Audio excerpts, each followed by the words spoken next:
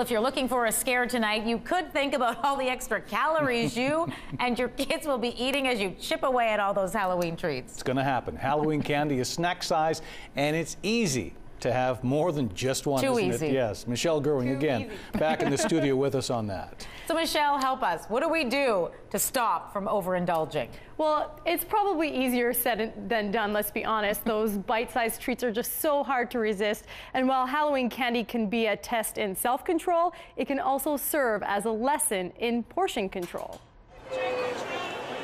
The trick to trick-or-treating is to get as much candy as possible. Ask any child or parent like Daniel Miller. Kids now, they come back with like 2-3 bags full of stuff and they're dumping it and they're actually going back out, Leaving families like his with a stash of goodies lasting weeks. Registered dietitian Gina Sunderland says let your kids indulge a bit on Halloween night, but then take control of what's left. Get that candy out of sight, out of mind. Don't leave the big pile of candy on the dining room table so that when everyone gets up the next morning, that's the first thing that they see. There's 130 calories in this. She says Halloween can be used as a teachable moment about portion control. They can really carry a big caloric punch. So, you get into 2 or 3 Halloween candies, you're 300 calories later, and you're still looking for more. Consumer Reports has broken down some of the most popular Halloween candies into 100-calorie portions. If chocolate is your weakness, 4.5 Hershey's Kisses adds up to about 100 calories,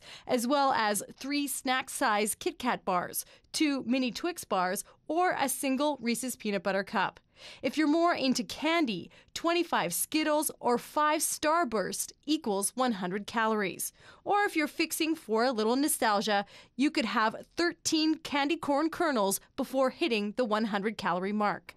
These candy shoppers have a few tricks of their own. In the past, we've, maybe taken the bulk of it and put it somewhere else in the house so they necessarily can't find it. That's a good idea. And if it doesn't get eaten or given away, then we'll freeze it. Sunderland says in the days following Halloween, let kids have 1 or 2 pieces of candy per day, but only after a healthy meal. And Sunderland says some other strategies to keep your kids from overindulging on candy is to feed them a meal before heading out trick-or-treating, which might be too late for that. So maybe next year, or so they're not snacking door to door. And also keep smaller candies like M&Ms and sweet tarts for baking or crafts later on in the year.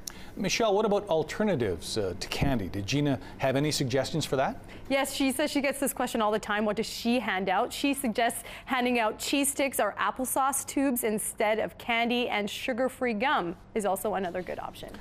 I think I'll stick with the Not the Kit Kats. same. No, I know.